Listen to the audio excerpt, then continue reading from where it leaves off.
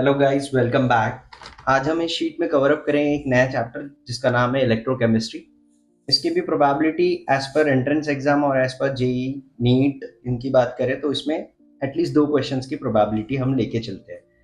Question के start में हमने इसको डिवाइड किया है। इस शीट में हम कवर अप करेंगे most of the numerical basis जो कॉन्सेप्ट है, जिससे इलेक्ट्रोकेमिकल सीरीज जो बेस क्वेश्चंस होते हैं हम उसको कैरी फॉरवर्ड करेंगे इस चैप्टर में। लेट्स स्टार्ट विद दिस कि भाई इस चैप्टर में हमें EMF of the cell calculate करना होता है।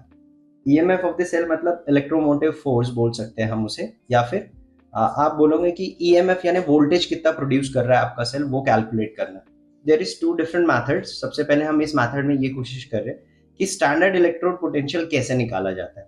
उसके लिए फॉर्मूला दिया हुआ है, reduction potential of electrode where reduction occurs minus reduction potential of electrode where oxidation occurs.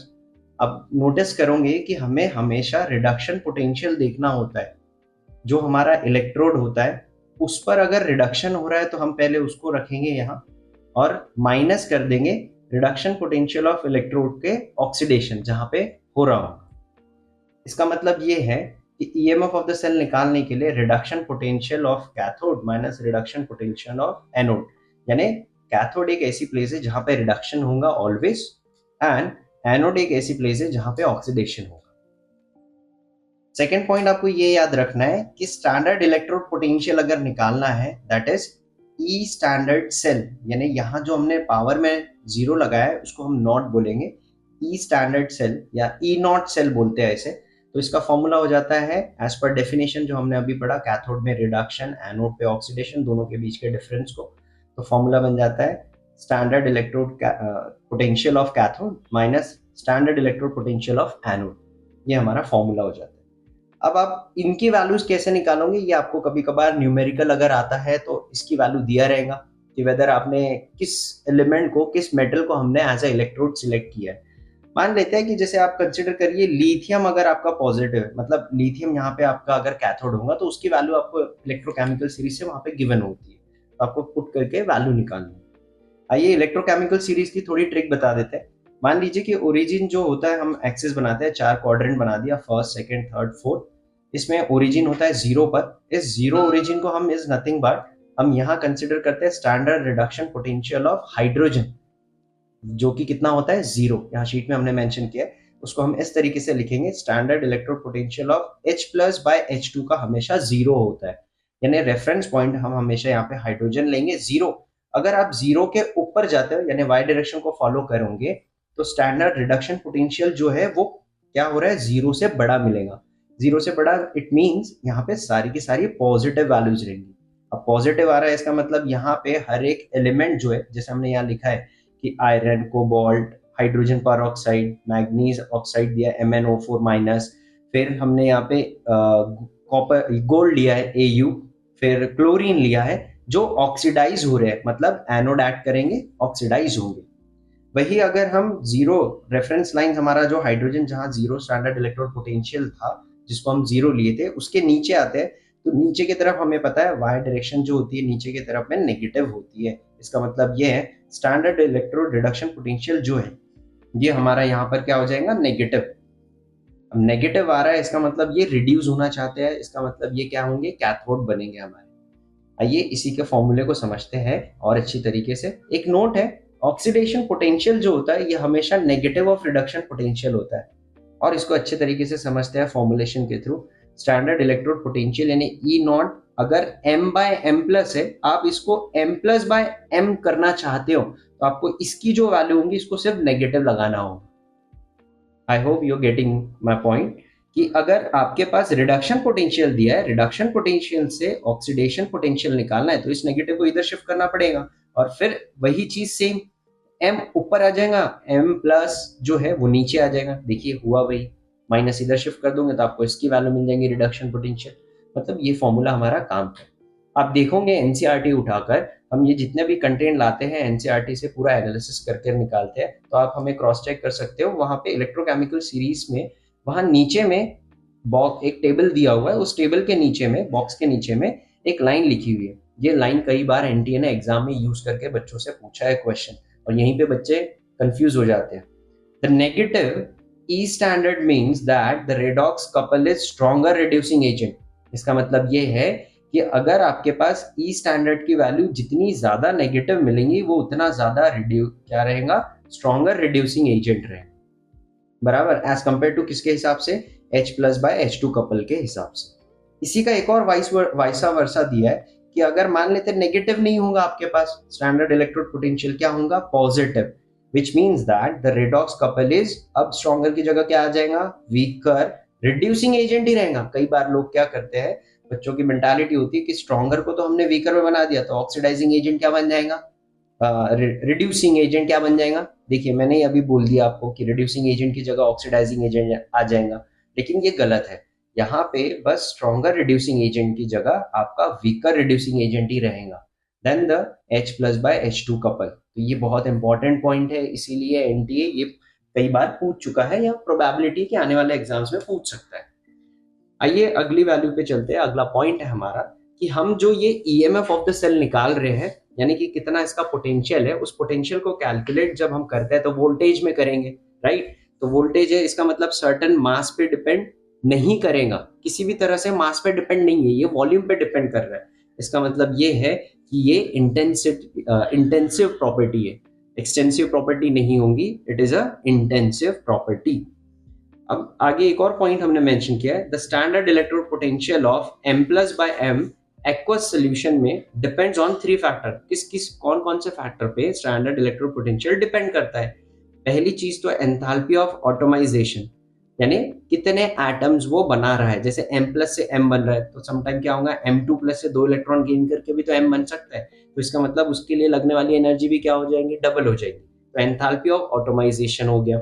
Secondly the first ionization enthalpy of isolated gaseous atom, बहुत इंपॉर्टेंट है, कई बार एनटीए इस जगह पे खेलेगा, इन द सेंस आपको यहाँ पे स्टेट चेंज करके दे देगा। हो सकता है सॉलिड एटम डाल दे या लिक्विड एटम डालें, तो मेक श्योर आपको यहाँ पे गैसियस एटम करना है कि first ionisation enthalpies of the isolated gaseous atom पे डिपेंड करती है हमारी क्या, स्टैंडर्ड इलेक्ट्रोड पोटेंशियल।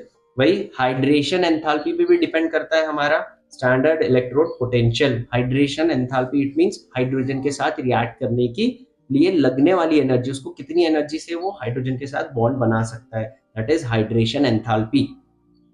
नेक्स्ट बात करते हैं, एक छोटी सी ट्रिक है, ऑक्सीडाइजिंग एजेंट और रिड्यूसिंग एजेंट में कई बार लोग कंफ्यूज होते हैं, तो हम इसको इस तरीके से समझते हैं, oxidising agent is nothing but दूसरे, अगर आप मान लेते हैं कोई एक एलिमेंट ले लेते हैं तो दूसरे की ऑक्सीडेशन करेगा वो, और ऑक्सीडेशन करना इज नथिंग बट क्या होता है, ऑक्सीडेशन करना यानी गेन ऑफ इलेक्ट्रॉन करना, और गेन ऑफ इलेक्ट्रॉन कर रहा है वो तो क्या होगा, खुद की रिडक्शन करेगा, खुद को रिड्यूस करेगा, रिडक्शन में टेक पार्ट करेगा। Therefore we can say that standard reduction potential हमेशा क्या होता है, ज्यादा रहेगा, बराबर। आगे चलते हैं। नेक्स्ट एक फॉर्मूला है डेल्टा जी नॉट, ये भी स्टैंडर्ड ही होता है, स्टैंडर्ड गिव्स एनर्जी या फ्री एनर्जी बोल सकते हो। इसका फॉर्मूला होता है minus n F E standard cell. N जो होता है नंबर ऑफ इलेक्ट्रॉन्स, एफ यानी फैराडेज कांस्टेंट 96500 वैल्यू, और ई स्टैंडर्ड सेल अभी हमने ऊपर फॉर्मूला देखा, E cathode minus E anode होता है स्टैंडर्ड में। By using Nernst equation, you can calculate the EMF of the cell, not E standard. It is EMF of the cell. E standard तो आपका यहाँ आएगा, E standard cell minus 2.303 RT divided by NF log Q। ये जो Q होता है इसको हम रिएक्शन कोएफिशिएंट बोलते हैं, जिसको आप वही लिखते हो प्रोडक्ट अपॉन रिएक्टेंट, और जो स्टाइकोमेट्रिक कोएफिशिएंट होते हैं वो ऊपर पावर में डालते थे, राइट। अब मैं क्या करता हूँ, इसमें जो हमारा अगर मुझे एट इक्विलिब्रियम कंडीशन के लिए पूछता है तो ईएमएफ ऑफ द सेल कितना हो जाता है, 0, और E standard cell is equals to formula मिलेगा 2.303 RT upon NF log equilibrium constant K। और अगर मैं इस पूरे को सॉल्व कर लूँ 2.303 RT, क्योंकि ये कांस्टेंट वैल्यूज फिक्स रहेंगी, कभी चेंज नहीं होंगी। R की वैल्यू 8.314 लेंगे एट अराउंड 298 केल्विन पे, यानी रूम टेम्परेचर पे हम ट्रीट कर रहे हैं। फैराडेज 96500 होता है। जब आप इन कांस्टेंट वैल्यूज को सॉल्व कर लोगे you will get simple value 0.059 divided by number of electrons n and into log equilibrium constant k। आइए कुछ क्वेश्चन सॉल्व करते हैं। क्वेश्चन नंबर 1 दिया है, the correct order of reduction potential of the following pair. अब कैसे निकालेंगे, हमारे पास पेयर दिया है और रिडक्शन पोटेंशियल बोला है। इसके लिए हमें किसका नॉलेज चाहिए? आइए पहले ऑप्शन देख लेते हैं, फिर समझते हैं। Cl2 से Cl माइनस बन रहा है, I2 से I माइनस बन रहा है, Ag प्लस से Ag, Na प्लस से Na और Li प्लस से Li, राइट। लिथियम आयन से लिथियम बन रहा है। उसमें आपको 4 ऑप्शन दिए हुए। अब इसको सॉल्व करने के लिए हमारी ट्रिक ये बोलती है कि हमें पूरी इलेक्ट्रोकेमिकल सीरीज याद रहे, जरूरी नहीं। आप अगर गौर से ऑब्जर्व करोगे चारों ऑप्शन को तो आपको आंसर तो पता चल गया कि सबसे बड़ी वैल्यू जो है रिडक्शन पोटेंशियल वो ए ऑप्शन की होंगी। इसका मतलब ये है कि क्लोरीन तो फिक्स है। रही बात, अब आपको चेक करना है कि सबसे लीस्ट किसकी होंगी। बैक टू हम थोड़ा, अगर आप पीछे जाके देखोगे, हमने यहाँ आपको बताया था कि हाइड्रोजन जो है वो हमारा रेफरेंस लाइन है 0, और आप देखोगे हमने यहाँ पे कुछ एलिमेंट अरेंज करके रखे हैं। तो आप क्या करिए, यहाँ 0 से लेके नीचे की तरफ जैसे ही आओगे आप, तो एरो आपका ऊपर से नीचे की तरफ आएगा। ऊपर से नीचे की तरफ आने में आप देख रहे हो कि आपका लिथियम जो है वो सबसे बॉटम में आ रहा है। इसका मतलब लिथियम आयन का, लिथियम Li प्लस आयन का रिडक्शन पोटेंशियल सबसे कम होगा। इसका मतलब ये 2 ऑप्शन तो एलिमिनेट हो गए, बचते हमारे ये 2 है, क्योंकि लिथियम ई पर है तो ई में यही 2 ऑप्शन है हमारे पास अवेलेबल, दैट इज वाई। और ए तो फिक्स है, चारों ऑप्शन में ए ही था। इसका मतलब हमने 50-50 कर लिया है। अब बचती है बारी हमें सी और बी में से सिलेक्ट करने की। अब अगर आप ऑब्जर्व करोगे तो हमारा यहाँ से fluorine, cobalt, H2O2, MnO4 minus, फिर हमने गोल्ड रखा है, फिर रखा है हमने क्लोरीन। आयोडीन तो आया ही नहीं अभी। इसका मतलब आयोडीन कहीं ना कहीं कहाँ होगा हमारा, बीच में, राइट। इसका मतलब ये है कि यहाँ पर आप जब जा रहे हो सीरीज में फॉलो कर रहे हो तो आपको पता चल रहा है क्लोरीन हमारा सबसे हाईएस्ट है, लिथियम है, फिर उसके बाद कौन आएगा, सिल्वर। सिल्वर आने वाला है। जैसे ही गोल्ड आ गया उसके बाद आप देखोगे यहाँ पे सिल्वर आता है, फिर उसके बाद कौन आता है, आयोडीन आता है, फिर सोडियम आता है। अब लिथियम के बाद चेक करिए यहाँ पे ऑप्शन के अकॉर्डिंग, अगर आप देखोगे तो ई के बाद डी यानी सोडियम आ रहा है, फिर सोडियम के ऊपर कौन आने वाला है, आपका आयोडीन, फिर आएगा सिल्वर। इसीलिए option A is the right answer. आगे चलते हैं, नेक्स्ट क्वेश्चन पर आते हैं। इन 3D series the metal having highest M2 plus by M standard electrode potential is, क्या होगा इसका हाईएस्ट पूछ रहा है। अब अगर आप गौर से ऑप्शन को देखोगे, क्रोमियम, आयरन, कॉपर और जिंक, ये 4 ऑप्शन दिए। मैं कहूंगा अगर आपने क्वेश्चन को अच्छे से पढ़ा है तो आप पहले इसको अंडरलाइन कर लीजिए। 3D सीरीज जो होती है DNF ब्लॉक में सबसे इंपॉर्टेंट सीरीज होती है, जिसमें आप देखोगे कि बहुत सारे एक्सेप्शंस आपको मिलेंगे। हम उसी एक्सेप्शन में ये जोड़ लेते हैं कि हमारा जो कॉपर है यहाँ पे एक लौता ऐसा अकेला एलिमेंट है जो कि कौन सा पोटेंशियल दिखाएगा, पॉजिटिव इलेक्ट्रोड पोटेंशियल दिखाएगा। आप चाहे तो इलेक्ट्रोकेमिकल सीरीज में हमें क्रॉस चेक, इलेक्ट्रोकेमिकल जो इसकी सीरीज है उसमें आप हमें क्रॉस चेक कर सकते हैं कि कॉपर ही अकेला एक ऐसा एलिमेंट है जो पॉजिटिव दिखाता है, बाकी क्रोमियम, आयरन, जिंक जो है ये सारे के सारे नेगेटिव दिखाते हैं। नेगेटिव वैल्यू छोटी होती है, उसने हमें हाईएस्ट पूछा, इसीलिए कॉपर इज द आंसर। और जहां तक मुझे याद आ रहा है Cu2 प्लस से Cu बनने के लिए हमें 0.34 वोल्ट स्टैंडर्ड इलेक्ट्रोड पोटेंशियल लगता है, इसलिए आंसर सी होगा। आइए कुछ क्वेश्चंस हैं जिसमें हमें नंबर ऑफ फैराडेज पूछा है। ये भी क्वेश्चंस कई बार पीवाईक्यू में आया है जो कि फैराडेज कांस्टेंट पे बेस करता है। पहला क्वेश्चन पूछ रहा है the number of Faradays F required to produce 20 gram of calcium from molten Ca calcium chloride यानी CaCl2 से। आपको क्लोरीन का मास दिया हुआ है, सॉरी कैल्शियम का मास दिया हुआ है 40 ग्राम पर मोल।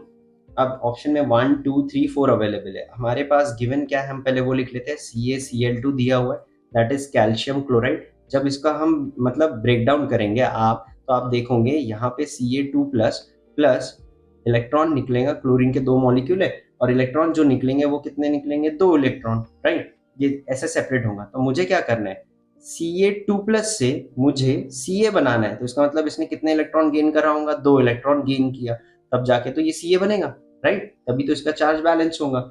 इसमें 2 फैराडे 2 इलेक्ट्रॉन के लिए मुझे लगा 2 फैराडे मान लेते हैं हम यहाँ पे, 2 इलेक्ट्रॉन के लिए 2 फैराडे, और आपको Ca कितना दिया हुआ है 20 ग्राम। तो अगर एक के लिए मैं मान लेता हूँ, आपके पास इसका मास है 40 ग्राम, राइट। कैल्शियम का जो मास होता है ये 40 ग्राम है, और ये 2 इलेक्ट्रॉन मिल रहा है, मतलब 2 फैराडे चार्ज मिला आपको, बराबर। तो अगर मुझे एक के लिए निकालना है तो मैं क्या करूंगा, 2/40 और इधर हो जाएगा 1 ग्राम, राइट। वैसे ही सेम उसने हमें 1 ग्राम के लिए नहीं पूछा है, उसने हमें 20 ग्राम के लिए पूछा है।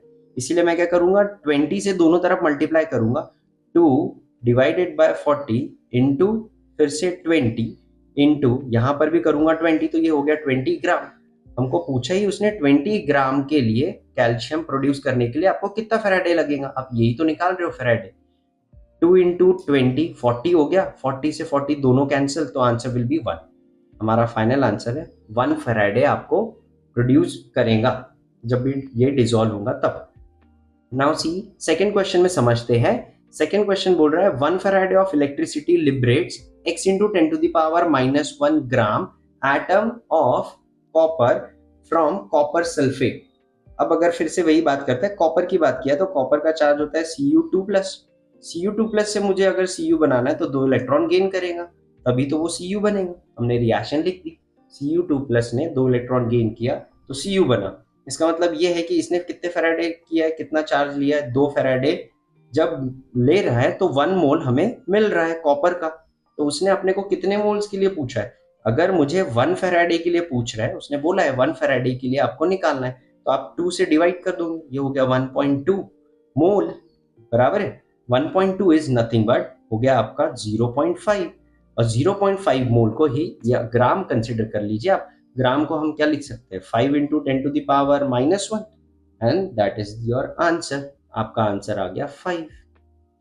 एक्स का ही तो अमाउंट पूछा है, उसने आपको दे चुका था, x into 10 to the power -1 gram, इसका मतलब 5 आपकी x की वैल्यू है। नेक्स्ट एक और क्वेश्चन लेते हैं।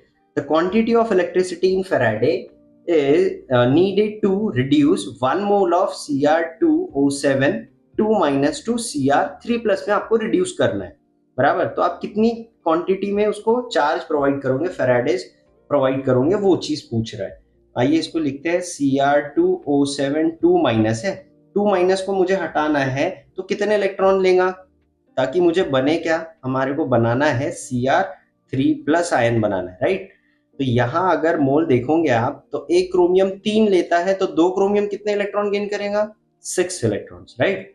तो ये 6 इलेक्ट्रॉन लिखा आपने, इसका 1 मोल यूज करा तो आपको यहाँ पे क्या मिल रहा है, 6 आपने फैराडेज यूज कर लिए, 6 फैराडेज यूज करा, मतलब आपको पता चल गया कि आपने यहाँ पे भी जो बनाया है ये भी अमाउंट कितना मिल रहा है, 2। Therefore we can say that कि भैया नंबर ऑफ फैराडेज जो है हमारा, number of Faradays is equals to number of moles of electron. Moles of electron दोनों कैसे आ रहे हैं, सेम ही तो आ रहे हैं। यहाँ 1 मोल जनरेट किया तो ये 6 फैराडे मिल रहा है, तो ये कितना मिला आपको, 1 के लिए पूछ रहा है, तो इसका मतलब ये भी कितना आने वाला है, ये भी 6 ही मिलने वाला है। 1 के लिए अगर हमारे पास देखोगे तो 3, तो 2 के लिए कितने, 6, क्योंकि ये पूरा मॉलिक्यूल 2 Cr बना रहा है, इसीलिए कंप्लीट कितना आएगा, 6 आएगा। The answer will be 6। Next चलते हैं। The amount of charge in Faraday required to obtain 1 mole of iron from Fe3O4 is। Video को पॉज करके ट्राई करने की कोशिश करें।